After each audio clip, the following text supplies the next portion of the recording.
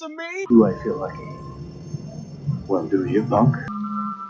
Good morning, Vietnam! I love the smell of napalm in the morning. You're gonna need a bigger boat. I feel the need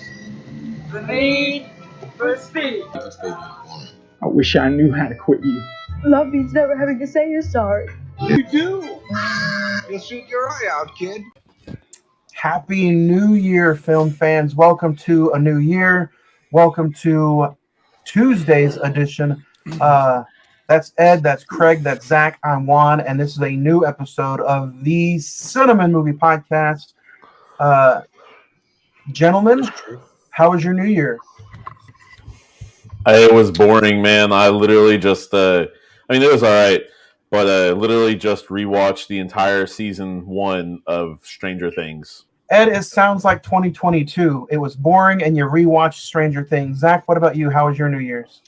Hey, 3 days in and all hell has already broke loose, so it's going to be a good year. Oh my gosh, Craig, Man. save what this conversation save something because it just feels like a repeat of 2022. Stupid. I it's been chilling. You know what?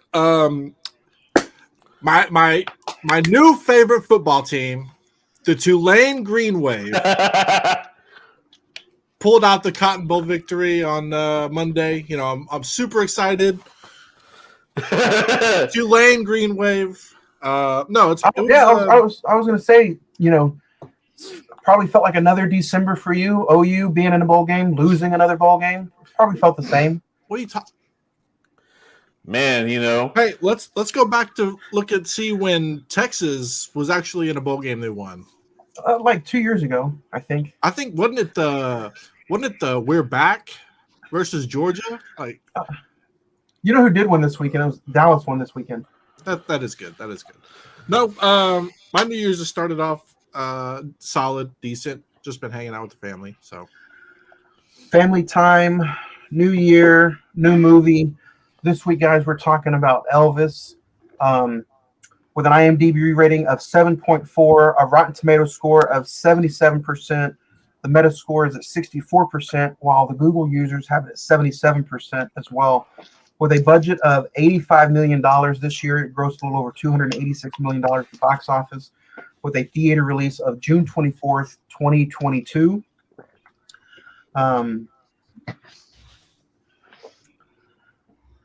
Starring Tom Hanks, Austin Butler, Helen Thompson, written by Baz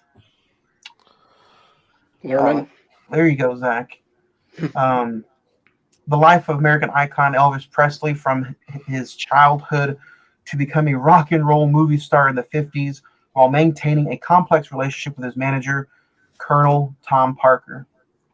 If you guys have not seen this movie, I highly recommend go check it out on HBO Max. It is on HBO Max for free if you have an HBO Max subscription. As we always say, just go HBO Max it up. that is what we say. That is what we say. If you guys don't know where to find us or locate us on the social media, it's pretty easy. It's always right here. Facebook.com/The Cine-Men Movie Podcast. The Instagram is all one word, The Cine-Men Movie Podcast. Twitter is at Cine-Men405. And the email. Send us in some emails and we will read out some emails on certain big episodes. CINEMEN921@gmail.com. And you guys know this. We have some great sponsors. We have not one, not two, not three, not four, but 5 great sponsors. If you guys want to check them out, they are all over our social media. They are also on our opening poster that you can see every single Monday. In this stint, it's Tuesday. But check them out. Go check out our sponsors and tell them all that the Cine-Men Movie Podcast sent you.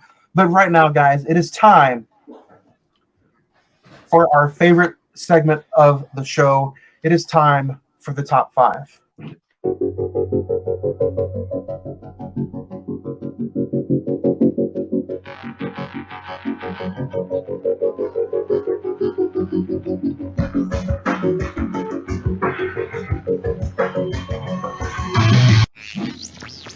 All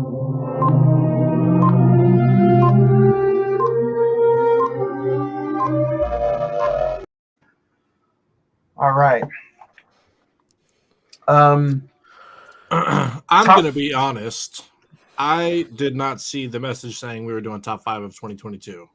Well, it's fine. If you guys are out there listening and watching, if you want to play along, just go to your Spotify list and go check out all of the episodes we did in the past, 2022 year, and hang out with us and let us know what your top 5 is.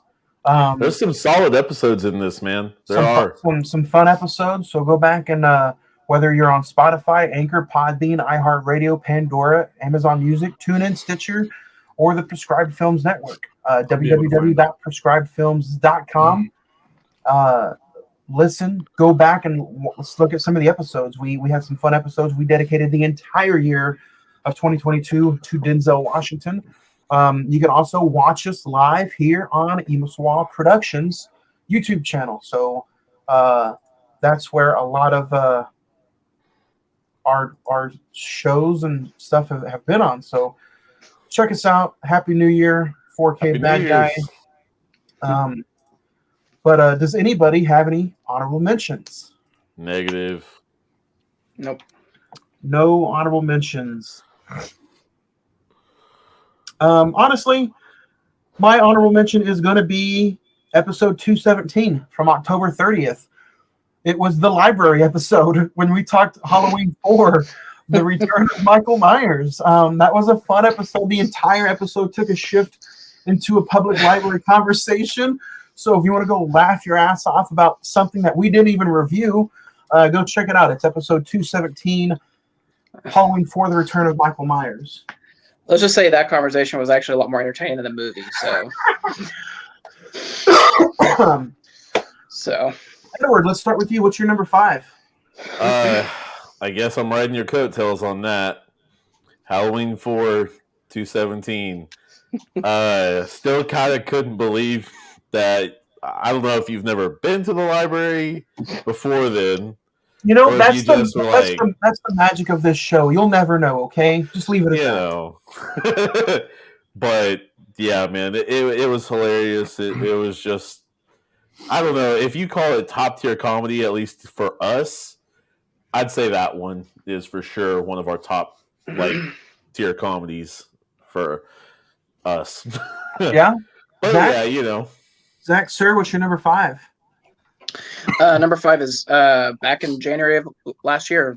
We ended January with There Will Be Blood, a film that I really thought we were going to have very divisive opinions on. Instead, we had a really good thematic conversation about greed and the character of Daniel Day-Lewis and just kind of that movie's place in film history in the last 10 years or however long it's been. So that was a really fun conversation. So. Nice. Number 5 for me is going to be episode 200, live from Rodeo Cinema. We talked Independence Day. We talked in front of a small little live audience. The movie was playing in front of us. We had some small technical difficulties, but it was huge. Honestly, huge. We took the podcast on the road. We did a live podcast. How many podcasts out there can honestly say they did that? It was a fun episode. It was a fun experience. I can't wait to do it again. I've been in talks with Radio Cinema to bring us back to do maybe one more sometime this spring. So, other than that, guys, I'm kicking it off high. That's my number 5, episode 200, Independence Day. Craig, what about you? What's number 5 for you? My number 5 is going to be episode 205.5, bonus series A24. Me and Johnny reviewed High Life. Oh, that was a fun episode. It was, I don't think Ed joined us for that one. No. You didn't? No. Okay, so it's just me and you, Johnny. I was on an A24 kick right there. I felt like you for a little bit. So, yeah. It was the movie itself was weird. We had, some interesting conversations about the choices in the film and some of the directions that they went, but overall it was the orgasm chair. Yeah, it was. We skipped past that pretty quick, but overall, it was just fun to sit there and talk about Robert Pattinson in an environment that I personally haven't seen him in. So that's my number 5. Zach, you already went, right? Yeah, Yes. my number 5 was There Will Be Blood. Oh, yeah, that's right. Edward, number 4 for you, sir. Number 4 for me, I'm going to go ahead and go with episode 203. Nope. I was waiting for that. Now the episode is going to be damaged forever. All right, Should have waited. Yeah. No, man, that was one of my favorites. Loved that. I was really, really waiting for that movie. I was like, man, Jordan Peele can only do better. And I mean, imagery, flat knocked it out of the park. I thought it was brilliant. Loved it personally, and I had fun on the episode talking about all kinds of stuff, whether it was the money shot or not. So yeah, episode 203. Nope. Nice. Number 4 for me is going to be episode 197, Jurassic World Dominion. Just because of how how much of a bad experience it was. Me and Craig saw people walk out. I passed out a little bit. There was a guy sleeping next to me. Zach was completely, he had such a hard on for this movie, and then he was just so let down. And then Edward's over here like applauding it, thought it was the greatest thing ever. And it was just a fun episode. It was a diverse conversation. We had fun with it. We still had fun with it, months later. So episode 197, go check it out. Jurassic World Dominion is my number 4. Edward, number 4 for you. No, I mean, Zach, I already did. Do you want me to keep count, John? Yes, I do. Okay. I'm used to the little Asian chick in the background saying 4 and stuff. Okay. Zach, number 4. Number 4, the first blockbuster we did this year, The Batman, number 183. We were, all 4 of us were just so hyped after seeing that film. Johnny saw it 1,800 times before the episode. I think all of us were just so amazed at what Matt Reeves did with that movie. And I mean, I think all of us can agree that Robert Pattinson proved him wrong. He was a great Batman, and excited to see what goes forward. It might be the lone DC movie to survive. Yeah, basically. Craig, number 4 for you. So number 4 for me, I'm writing off your coattails, Johnny. Episode 197, Jurassic World Dominion. We saw a guy leave for popcorn and never come back. Like Johnny said, he kind of fell asleep. I was ready to leave about 30 minutes in. And then, we laughed at the episode because Chris Pratt decided to punch a dinosaur in the face. So that's reason enough for me. So that's my number 4. That was Zach's favorite part, by the way. No. My favorite part was when the raptor got clotheslined in the chase sequence. I was just like, okay, so this is what we're doing. All right. Yeah, it's a Fast and Furious meets Jurassic World. Jesus. Oh, and then all the locusts at the end, the grasshoppers. Oh. Number 3. That just brought back all the PTSD for that movie. Number 3. Edward? Number 3, episode 213. Signs. Man, Zach made a pick that you weren't even on, my boy. I was on Signs. You were? Yeah. What was it that you did pick? Craig wasn't on there. I know. I was really upset about that, by the way. But, been wanting to talk about that movie for a while. That's been a dark shadow in my life. So, yeah, Signs, man. If you haven't seen it, go see it. It's simple as that. Nice. Number 3 for me is going to be from May 2nd, episode 191, when we talked Solo. It was one of the last episodes that we did in person with all of each other, and we had a huge tornado cycling over us that day, and we all just kind of rushed the episode and we shagged ass because we thought we were going to Bill Paxton it up. And we thought we were going to meet the extreme. But it was a fun episode. If it seemed rushed, that's why. But we didn't want to die.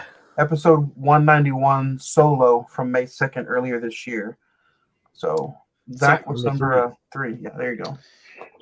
Number 3 for me is Top Gun Maverick, number 195.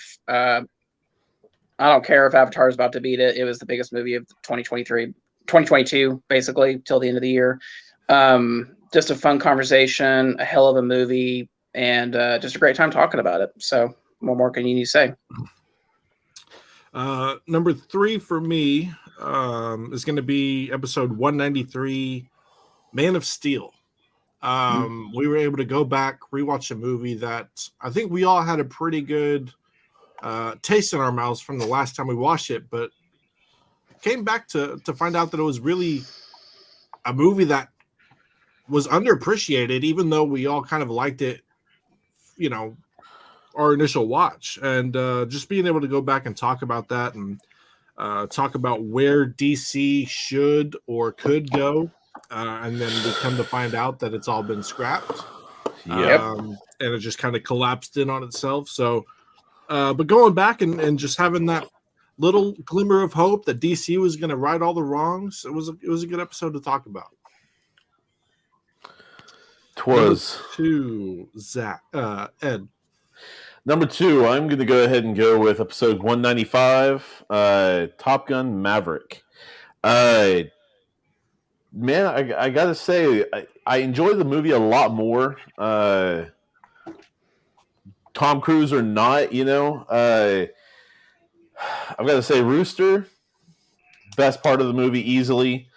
Made guys want to actually wear mustaches. Not all of them could pull it off, though, so there's that. But yeah, man, wanted to pull 9 Gs after that. So yeah. Number 2 for me is going to be episode 186, The Godfather. It's the thing that stands out with all these episodes, and I mentioned it, is the topic of conversation, not necessarily the movie, but it was one of those fun conversations that, like, you know, it was, I think, Craig and Edward's first full-time watch on The Godfather, and it just ended up turning into a really fun conversation about a 3-hour movie that, you know, some people really didn't know how they were going to enjoy it or enjoyed it all. And, you know, some of you guys kind of enjoyed it for what it was. So episode 186, one of my favorite movies of all time. The conversation that I, again, just shared with you guys in general was a fun conversation. So that's my number 2. Zach? Number 2 is Ed, you already mentioned it, was Signs. Number 213, one of my favorite movies of all time. It was so fun to finally get to talk about this. And a film that I think me, Craig, and Ed definitely grew up on, and it was, I think, your second time full-time watch, Johnny, I believe. So it was kind of fun to see someone that didn't grow up with it kind of experience it and kind of get their input on it. So yeah, number 2 is Signs. Craig? Yeah, number 2 for me is going to be episode 189, The Nice Guys. You know, just being able to talk with you guys about a movie that me and Johnny have kind of had tucked away in our hearts somewhere in there in our Blu-ray collection, that we were able to share with a lot of you guys, listener-wise, that didn't know about it. And you guys kind of emailed in, said you'd never heard of it, never watched it before. It's an underrated comedy with Ryan Gosling and Russell Crowe. So if you haven't watched the movie or you haven't listened to the episode, I highly suggest doing both. It was a fun episode and it's a great movie. So, Nice. Ed, number 1. Number 1 for me is going to be episode 183, The Batman. This was my first time actually going in and watching in a 4DX movie. Wonderful experience. It does not do anything like 3D. It's much better in my opinion. I get headaches from 3D, probably like a lot of you folks out there. So yeah, 4DX is the way to go. However, there were some amazing scenes in that episode, but I don't think any of us were like prepared for that good of a film. Especially, you know, some of us were worried about, you know, Pattinson. Some of us were worried, DC, are they putting out good stuff and all that? So we are all pleasantly surprised. Go back and listen to the episode. Exactly. Number 1 for me is going to be episode 182. It was, again, the conversation that shocked everybody, and it was a fun list. Our top 5 plus 5 of 2021. Those are always fun episodes, and those are always fun lists to go through. So, like I said, it was from February 28th of 2022, episode 182. Go back, listen to it, and send us some thoughts. Zach, number one. Number one, Sweet and Simple. Last week's episode, Denzel Washington, top 5+5. We started the year with The Tragedy at Macbeth and ended it with our top 10 films of his career. It's brand new. Go listen to it. It was awesome to talk about. Easily probably one of the greatest actors still with us. So still working. Craig, number one for you, sir. Number one for me, I know it's going to be kind of like what people would assume. It's going to be the Batman. I was so excited. I thought you were going to say Attack of the Clones or Solo, one of those two. So Attack of the Clones was a quick episode. We were in and out. There wasn't really anything that we were, the conversation wasn't, anything that stuck out. But I was just so excited to come in and talk about Batman after we watched it, just because it blew away my expectations. We all were just excited to talk about it after we had watched it. And I think we had a pretty big giveaway for it. The top 5 Batman films was our top 5 of that episode. So all around, it was just, I don't remember anything distinctively that we specifically talked about, but I just remember it being a really fun conversation about a really good movie that is probably going to be one of the best of 2022. So, yeah. So again, everybody, send us in your top 5 episodes that we covered and we did last year, or top 5 conversations, and we'll read them over an email bag in the next few weeks. But let's get to it today. Before we get started and talk about Elvis, I'm sure we can all just do a quick nod, thoughts and prayers to Jeremy Renner, who had an incident over the weekend. Very sad weekend overall, including last night's Monday Night Football game. So thoughts and prayers to everybody out there who's going through all this negative stuff right now. I mean, Ken Block as well. Yeah, man. The snowmobile accident. Yeah, there's just a lot of stuff going on right now. So we ain't even a weekend yet. I was about to say, I hope this is not a harbinger of what's coming for this year. Just kind of going off what Johnny was going towards. Life is short. It's unexpected. You never know when something's going to happen. So, reach out to somebody, tell them you love them, give them a hug if they're right next to you. And let's start off 23 right. I love you all. Elvis is on HBO Max. Go HBO Max it up because we are digging into Elvis. Zach, we'll start with you. Was this a first-time watch for you, or did you check it out in the theater, or what was it like revisiting for the episode? Second time watch. I got to see this in the theater this summer when it was released. At Rodeo first Cinema? No, at the Warren, actually. We'll get into it, but basically, first time watch, I was impressed with it, and the second time watch, I like it more. So I agree with Zach. Craig, what about you? First time watch? It was the first time watch. I wanted to go see it in theater, but wasn't able to. So just a few short words. What was it like after the movie? Sad. Yeah. I had a little more knowledge of his life. Yeah. Ed, what about you? A few short words. First time watch? Full watch, yes. Yeah. Partial watches before, but full watch, yes. Yeah. A few short words? Slightly exaggerated, iconic, fun. Guys, this to me, I like the way you started off with, for this being a 2.5, almost 2.5 hour movie. I thought the pacing of this movie was fun. The music throughout the entire film, obviously, not only was it done by Austin Butler, but some of the score and soundtrack was updated for a movie that you don't really get that much. If you see a movie that's based on the 80s, you're going to get an 80s soundtrack mostly. For this movie being based off the 50s and 60s, you got a 50s, 60s feel with the soul and the classical, but you also had some upbeat, newish hip hop kind of feelings with the background score. Well, not just newish songs, but you had new artists doing renditions of older songs. Yes, which was, I thought, really, really fun. Let's talk about the big thing is Austin Butler.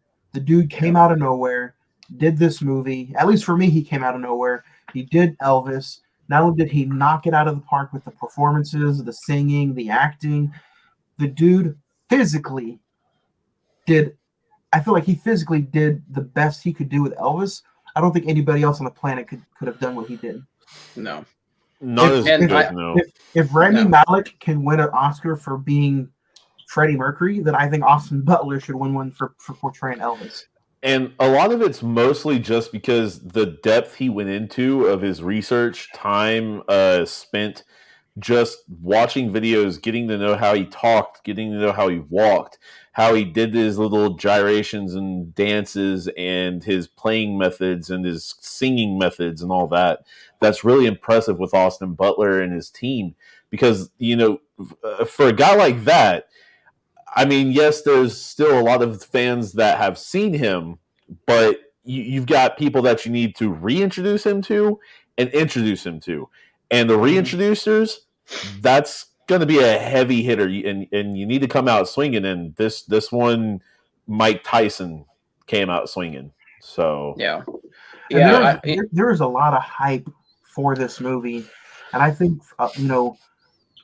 there was a lot of hype and a lot of publicity for this movie, but I don't think it got nearly the hype it should have because maybe Top Gun Maverick came out a few weeks before. But man, in a world without Top Gun, I think this movie would have been the hit of the summer. I agree. Yeah. Because I mean, the clothes that they brought, the narration of Tom Hanks and all that, the accent he used, and just this whole production was spot on, man. You get him as a kid and all that, kind of watching through different acts going on and, kind of, I mean, honestly, areas he shouldn't have been in as a kid, because even back then they were kind of outlawed to a decent degree, footloose, if you will. And then going into, his first act where he's in the pink and the black and how he does that and everybody's kind of making fun of him. What do you guys think? I know Ed was kind of getting into some of the younger Elvis scenes. Do you guys like how it didn't spend too much time on young Elvis? Yes. To me, I thought the pacing of it was fabulous. I mean, it could have really felt like a 2.5, 3 hour movie, but I think the way they put this together with just sprinkling some flashbacks in there, but really focusing on like 24-year-old Elvis and older, I thought that was just pretty impressive with the writing and the directing. Zach, what about you? Yeah, I thought the first time I watched it, I'm gonna admit, the first time I watched the first 10 minutes, I was like, oh no, like I didn't think I was really gonna like it. It's very in the vein of Baz Luhrmann. It's very glitzy style, pop, flashy, which that is kind of Elvis to an extent, but like I like what you said. It's kind of exaggerated a little bit in a certain way. Yeah. But like once we get to Austin Butler, and the main thing I will say, like he steals the show and deservedly so. He deserves all the accolades he's probably going to get for this. The performance sequences like really like puts you like in the mode. Like, wow, this is probably what it felt like to see Elvis perform when he was younger. Well, I mean, when he puts that in the pink and black, they're making fun of him and all that, kind of like I was saying.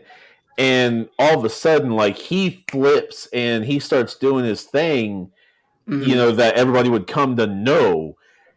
And everybody's like, dude, hold up. What is, he became one of those generational talents, the Jimi Hendrix or Eddie Van Halen or something like that. Let me talk to you guys about something real quick. As much as Austin Butler was phenomenal with as Elvis, and a lot of the screen time is on him, do you guys think? I feel like Tom Hanks. Go ahead, say it. I love Tom Hanks. I did not like him in this. Really. He didn't. Hold on a second. Now, you didn't like the character, or you didn't like him as an actor? I didn't like him as an actor. When Austin Butler's on screen, he disappears. I don't know who Austin Butler is. I'm seeing Elvis. When I see Tom Hanks walk on screen, I just see Tom Hanks in a fat suit. I couldn't get rid of the Tom Hanks image and see Colonel Parker. You So know? that's what I was going to ask. At the beginning, this feels more like, and even sometimes throughout the movie, this feels more like a Colonel Parker movie than it does an Elvis movie. But do you think if they got somebody else to play Colonel Parker, it would still feel that way? I think Tom Hanks steals the show, but accidentally. I think that was the whole. I think the intention of this movie was to tell the story, the phenomenon that Elvis became through Colonel Parker's eyes, because it's almost Colonel Sanders, yeah. Colonel Parker, even from the beginning, he's like, I'm going to tell you how I discovered Elvis, or how I got Elvis to become what he is. Yeah. And I mean, that's the thing. It's more the promotional value that you actually got Elvis to become what he was. The iconic ways that Elvis had and was going to was from his own kind of creation, essentially. It's just you what he did is gave him more of a world view, and I mean, when you think of Elvis, you think of the big popped collar suits, the onesies with the like deep lines in the front with jewels and glamorous, like huge belts, and I mean this E335 guitar. You guys disagree or agree? Did you like the way Elvis was portrayed with his mama in the movie? He's a Southern boy. It doesn't have to be long. It doesn't have to be long, or I agree. Did you guys like it or not like it? I think it portrays how reserved Elvis initially was, and kind of what he was brought to due to the public and everything. It's not. He wasn't trying to be what he was perceived to be. That's just what he felt whenever he heard music. Yeah, and I've seen a lot of Elvis documentaries, and I know that the relationship between him and his mom was very, very important to him. And when she died, it hit him terrible. And I didn't know that he actually had a brother that died, shortly after being born. So I didn't know that. So I understand like the mother's persistence to protect him and not want him to like stray from what he was meant to be. How about the casting of the mom or the father or anybody outside the big two, like outside Tom Hanks and Austin Butler? Sometimes when we talk about some of these big Oscar nominated films, it's almost like I can live without some of these characters. But to me, like everybody was put in place pretty good, other than I thought the mom and the father were a little weak as far as side characters go. I felt like his initial bandmates and B.B. King were really good. Yes. Yeah. But and the reason go ahead. But yeah, I agree. The mother and father fell a little bit short, but I feel like the surrounding cast around everything else, maybe the people that were at the table kind of questioning. And in one of the most important scenes of the film, when Elvis loses his mother, he's up in the closet crying with her clothes, and the dad is just like, he needs you, Colonel Parker. Like that to me just felt so generic, because I could not believe the dad at all. And I know, I know there's probably a little budget right there. You can't pick everybody good to be the dad, but that scene to me just like was a little unbelievable. Yeah. Just because of some of the cast placing of the mom and the dad. Now, what you guys think of his wife, Priscilla? That's what I was going to say. Olivia DeJones, who plays Priscilla, I thought she was great. I just didn't think she had enough screen time, to be honest. Yeah, I think it didn't build that relationship. Yeah, it's because we meet her when he goes to Germany, and then she kind of goes in and out, and then she leaves, and then the last scene is the heartbreaking scene in the movie, and then that's really it, Yeah. And so I thought she was excellent as Priscilla. I just wish she had more screen time. So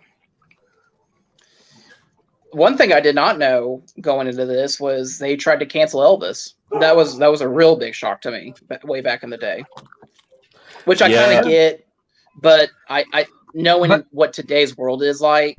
But what's perfect about bringing that up is that in the movie they don't spend that much time on it. That's one No. thing I really will say about this movie. Whether it's like they spend time on the important things leading up to his relationship with Colonel Parker. A lot of people might be like, "Oh, this movie didn't have enough Lisa Marie, or this movie didn't have enough of his wife, or this movie didn't have enough of the parents." It wasn't about Elvis and really everybody else. It was about Elvis and Colonel Parker, and then everything else was sprinkled around it. So I really do appreciate how this movie just gives you the meat and potatoes, and the vegetables are around the side. And it's really just, amazing, because I rewatching it again over the weekend, I was like, man, I think it's gonna be a tough watch, honestly. 2 hours and 20 minutes. I don't think I'm gonna enjoy it as much as the theater watch, but it kept me intrigued because of how fast that story went from beginning to end. And it really starts with them at the carnival, and then it kind of ends, in the Vegas scene. Mhm. I wanted to bring up the Christmas special to you guys. What did you guys think of the Christmas special scene? Where that's really the breaking point for both parties. Yeah. I thought it was interesting that Elvis, by that point, he pretty much had resurrected his career. He was about to do the 1968 TV special, which I think is the Christmas special.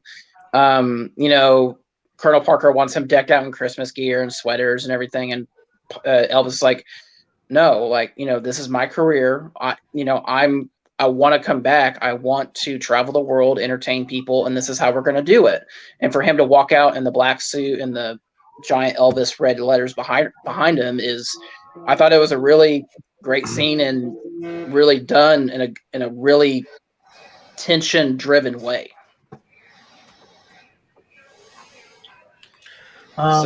Sitting back and looking at it, like the Vegas scenes and stuff.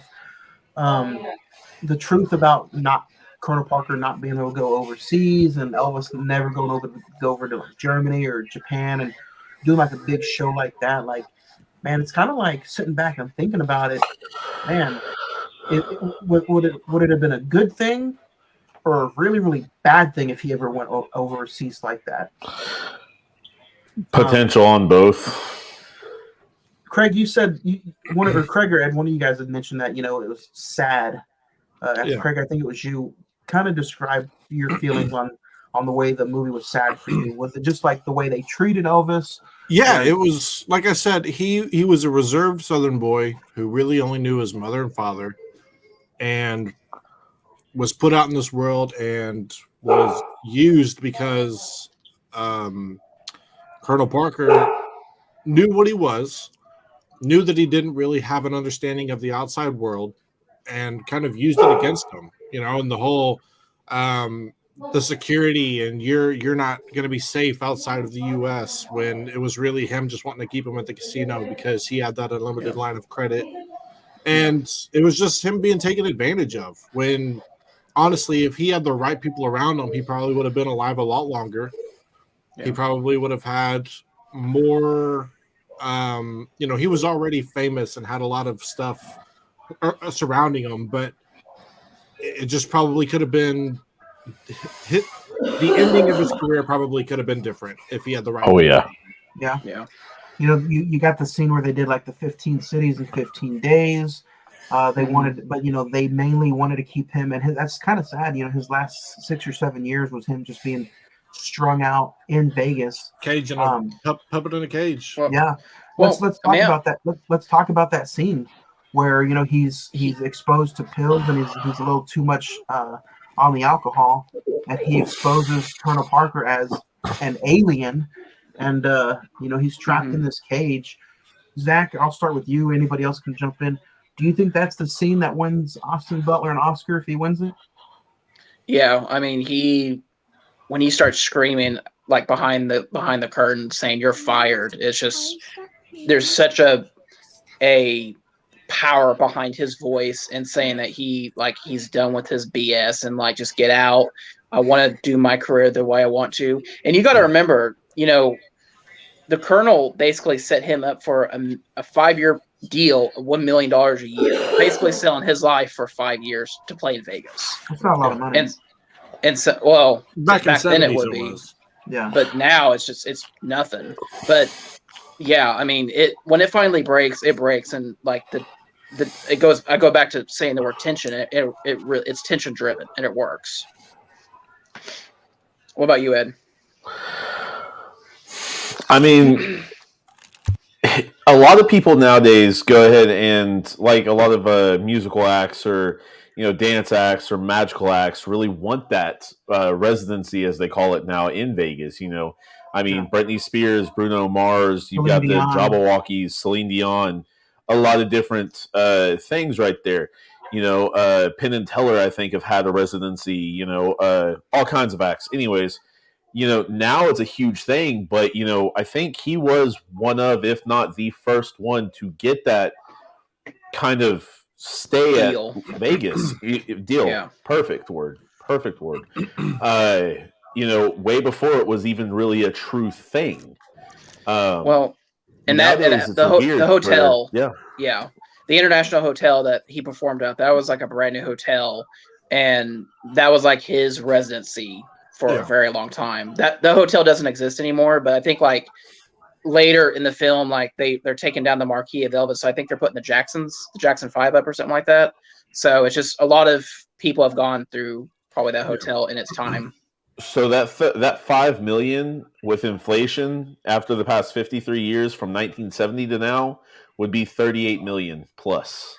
That's still not enough compared to. I mean, don't get me wrong. Now, especially, his residency would probably be like $500,000 a year, if not more, because of his name, and his iconic career. And just imagine what he would have done after that stage. Yeah. So, but nah, man, the outfits, the way he acted, there was cameras would not show this man from the waist down because of how he moved his legs and how he did things. There was so many different things that people would do back then versus now that were just outlawed and like really, really looked down upon or frowned upon, maybe the other way, that he did, and he kind of got out there to the world. That nowadays are very easily common practice that are kind of glanced at and like, okay, they sneezed, kind of thing. I enjoyed the relationship between him and BB King. I enjoyed that aspect of the movie every time, because everything was, in the, what was that, 60s, early 70s? 50s, everything 60s, was segregated, and, he was hanging out with BB King in that area. He was signing autographs. People looked at him. Mm-hmm. I'm really glad that the movie kind of showed that aspect of Elvis, because there was a lot of rumors and stuff like that back in the day that Elvis just kind of stole like a bunch of different gimmicks and stuff in the past, which there is some songs that he did probably use and make more more famous, but at the end of the day, I do appreciate, and I think Lisa Marie Presley, the daughter, she was like a producer. She was like a naysayer or a co-sayer on what happened, what went in the film, and she said she enjoyed it so much that she watched it like 3 or 4 times. The family had nothing to do with the movie. Really, that they applauded. I mean, after the movie, they really gave their blessing to Austin Butler, saying, he did a very good job of portraying him and what he was like. But they had nothing to do with the movie. This was kind of like its own independent thing. Nice. The crazy thing is, we're talking about this movie this Sunday, January the 8th. If Elvis was still alive, he would have been 88 years old. Elvis's birthday is Sunday. Yeah, so it's crazy. How does this stuff happen? I don't know. Who makes this schedule up? I don't know. We got to find this guy who puts these things together. But the crazy thing is like, in retrospect, I mean, everyone knows. You say the name Elvis, you know who he is. The crazy thing is, he has made more money now that he's dead than whenever he was alive, and that's just insane to me. Well, it's always like that. Michael Jackson did the same thing. Some of the John Lennon, same thing. It's a lot of and I know this is kind of hard to say, and this is probably a little bad to say, but it's a lot easier to make money when you're dead as a musician than it is when you're alive. And I was going to say so a couple years ago, it wasn't that long ago, the Presley family now receives a portion of all commission of the Elvises in Vegas. And I thought that was stupid. I was like, you shouldn't get a commission off of somebody else doing work, but it makes perfect sense now. Like all the Elvises that did weddings in Vegas and everything. Like you said, he was that initial deal in Vegas. He made Vegas almost what it is today. Because a lot bigger, yeah. It drew so many people went to Vegas over those 5 years to get Vegas kind of kickstarted. Like, yeah, they had the Strip, they had Vegas, they had the whole kind of thing going, but he made it a show town. What'd you guys think of, and I'm going to touch on this real quick before we try to get out of here. What'd you guys think of them not really showing Austin Butler as the older, heavier set Elvis? I really did enjoy how the very last scene where he sung Unchained Melody, they used a real life video footage of Elvis Presley instead of trying to put a heavy suit maybe on Austin Butler. What'd you guys think? I think that was a good decision. I mean, same. To me, it made it 10 times more emotional. Yeah. And maybe that's exactly why they did that, I mean, in interviews with Austin Butler, he does like the teenage Elvis, the middle age, the popular Elvis, and then like middle age to close to as we call fat Elvis or towards his death Elvis. He's in there. I mean, right before they cut to the real Elvis, that's Austin Butler, at makeup and everything. So I mean, I think the fact that you can watch this movie and not even see Austin Butler, you actually kind of see Elvis. It's just astounding. And to me, like, I'll admit, I was a naysayer. Like when they first announced him as Elvis, I was like, no, that's not going to work. But I mean, it feels good when they prove you wrong. So, favorite scene. Go ahead. Honestly, the first kind of big concert, he goes out in the pink and black suit. Man, when he's getting that first note and he goes, what, that whole initial note, pure genius and pure just talent unleashed, basically.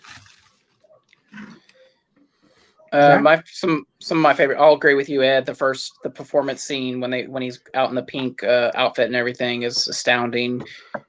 It's a sad scene, but the ending when Priscilla is basically kind of begging him to go to a place where he can relax and decompress and get some help.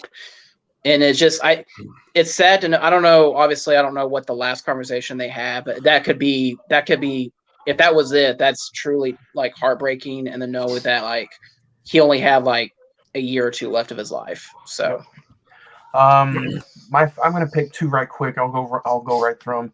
The scene where he's up on the Hollywood sign asking his new fellows, if you will, what they think of his career, because it takes a lot of balls, if you ask me, for somebody who's that high and mighty to ask somebody what they think of their career. And then the entire Christmas special or live special that he did, that whole sequence from start to finish, including the shooting of Bobby Kennedy, and there was just phenomenal. So those are my two favorite scenes. Craig, what about you? My favorite scene is going to be the performance right after he talks to BB King in the baseball field. Where he threatens to get canceled and all that. Yeah, you can kind of hear the guy doing the thing a couple miles away or whatever, and that sheriff tells him, he's like, "If you even move a pinky, we're gonna shut you down." And he holds up that pinky and he does it. It was just like, he kind of at that moment was just like, you know what, I understand what I am now. I understand the power that I hold and who I am. And I don't think he was being rebellious. I think he just kind of understood that he was being taken advantage of. Yeah.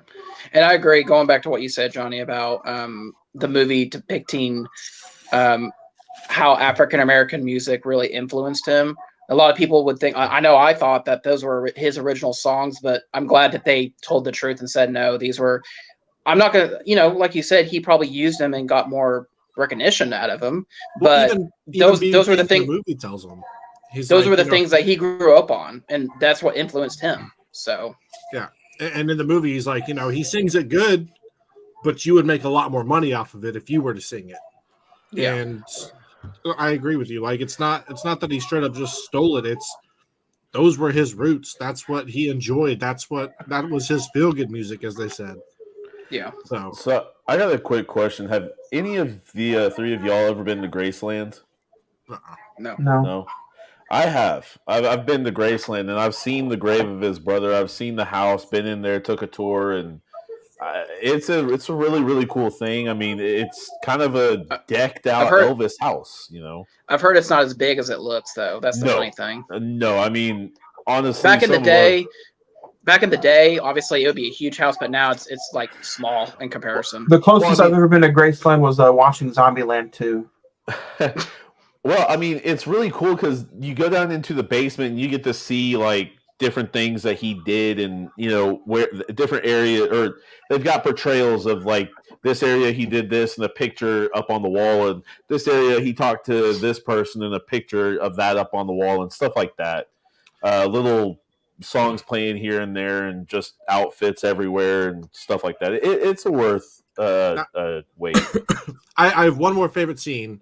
And I don't know how true it is to the real life, but when he finally gets on stage and he's getting ready for his show, and he's like, I need these girls here to sing this, and they kind of repeat it, and he just goes line after line, really kind of showed how good of a musician he was, and he kind of knew exactly how he wanted it. And going through and watching Bohemian Rhapsody, you kind of had the same thing with Rami Malek, where they're not just singers that are talented, like they fully understood what their music was, how they wanted it to sound, and they could tell anybody and everybody, this is what we're doing for this song, and it's going to be magical. Yeah.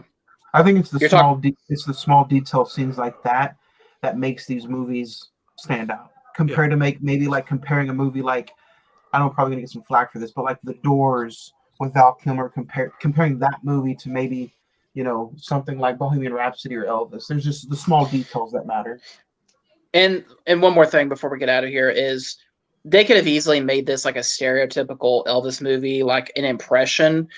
And they just didn't do that. They wanted to pay respect to the man, to the legend, what Elvis is, and the Austin Butler was able to embody that in a performance that I think all of us could agree is probably one of the best performances of the year. So it'll be interesting to see everybody's star rating, and to see where this movie maybe line up with everybody's top 5 plus 5 of 2022. Edward, we'll start with you. Star rating for Elvis. I'm going to have to go ahead and give it an 8. Strong 8. Liked it. Will watch it again. Have watched it more than once. So, yeah. I'm going to give this movie a 9. Just on the fact of, it's fun music to listen to. The performances are out of this world. For a 2 hour and 20-minute movie, it just zooms by because of how detail-oriented this film is. Like I said, it's fun to watch. Go check it out. HBO Max. It's worth the entire 2 hours and 20 minutes. Zach? I'm gonna agree with Ed. It's a strong 8. I like the first time I watched it, I was not let down, but just kind of interesting that they chose the Colonel Parker route of telling the story. But in the rewatch, I understand why they do that. Like I said, Austin Butler's awesome. Tom Hanks, he is what it is. But overall, I think Baz Luhrmann did an awesome job with this, and it'll be interesting to see if this makes anyone's best of the year list. So, Craig? I'm gonna give it an 8. I think Austin Butler and his portrayal was amazing. I think the score, the sound, the costume design, all of that was amazing. I just think Tom Hanks kind of pulled it down a little bit. I think some of the how quick they went through some things and how they stuck around on some other things kind of I just wish there were some other things that were focused on a little bit, but it's not a perfect movie, but I do think there are elements of this film that are really good. So I'm gonna give it a solid 8. Yep. Nice. So overall, I think Elvis, we all agree that it was at least worth a watch of 2022. And I do say, everybody who did not join us yesterday, obviously for some reasons, that was on my end. Appreciate you guys for watching us here on this Tuesday evening, talking about Elvis, first episode of the year, episode 226. I'm excited for what this year might be. Again, everything is looking and sounding different. But I think, for everybody who's always been with us and is used to the 2-hour episodes, honestly, this is going to be an introduction to life is short. Everybody's out there who's listening to us are in it for 2 things, the top 5 and the movie review. So we know that your life is busy.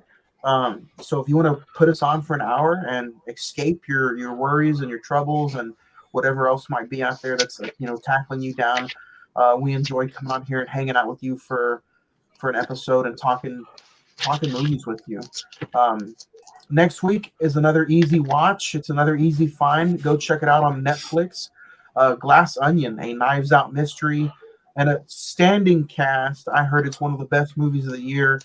Me personally, I have not seen it yet. I can't wait to go watch it. What? Knives Out was one of my favorite movies of 2019, so I can't wait to check this one out. Before we get out of here, you guys excited for Glass Onion next week? Yeah. Has anybody watched? Oh, okay, Ed's already watched it twice.